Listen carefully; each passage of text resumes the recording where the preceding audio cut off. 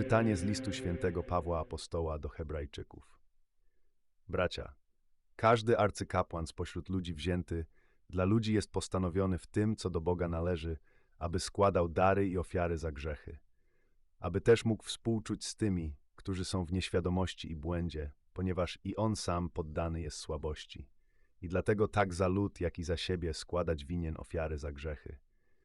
A nikt niechaj się nie waży brać tej godności, chyba że jest powołany przez Boga jak Aaron. To też i Chrystus nie sam siebie wywyższył, aby się stać najwyższym kapłanem, ale wywyższył go ten, który do niego powiedział: Tyś synem moim, jam dziś zrodził ciebie. Jako też na innym miejscu mówi: Tyś jest kapłanem na wieki według porządku Melchizedeka.